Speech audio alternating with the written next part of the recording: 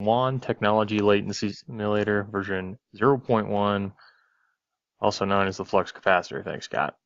Anyway, so this is a pretty basic web interface we've got here. What we're going to do is on a link that is just local link, layer 2, we're going to go ahead and introduce some latency with a variance in there and just test to see how that goes.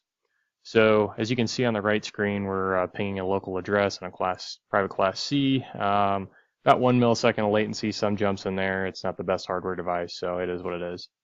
So to start out, we're going to go ahead and add in 100 milliseconds of latency just to see how this goes with no variance, just to show the basic functionality.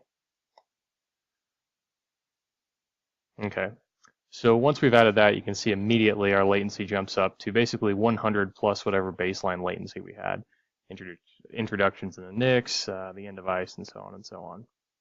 That'll continue to stay there until we add something else in there. So we've got 100 milliseconds of latency there, but now we're going to mix it up a little bit to make it a little more realistic.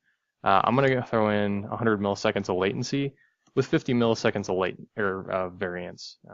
Now that may not be realistic in a real world scenario, but it'll get the point across for the demonstration.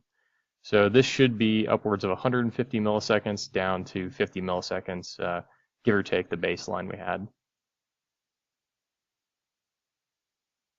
So we can see there, this looks a little more realistic of an unreliable internet connection. We're seeing latency go up. For some reason, it's not going down. We're seeing some in there, but it's based off of a randomizer, so it's really hard to tell. So this is kind of the base functionality that we're going for. We don't have any filters at this time, and really it's just acting as a bridge and introducing latency for all traffic in the system.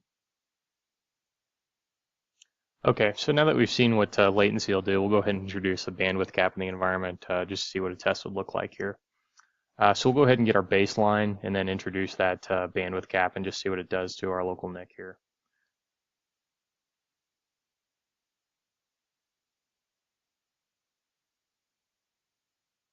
So it looks like we have a baseline of about 20 megabits per second. We're going to go ahead and change that, so it's going to bring it down to much, much lower. Let's just say 1 megabit per second. And as we do that, we see a sharp drop in our NIC utilization right here. We see our tests start to slow down, get really laggy. But for all intents and purposes, we've now capped this at 1 megabit per second.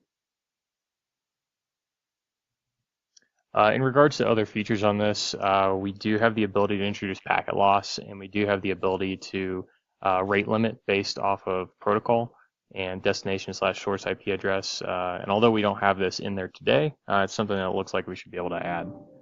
So that's really all for now.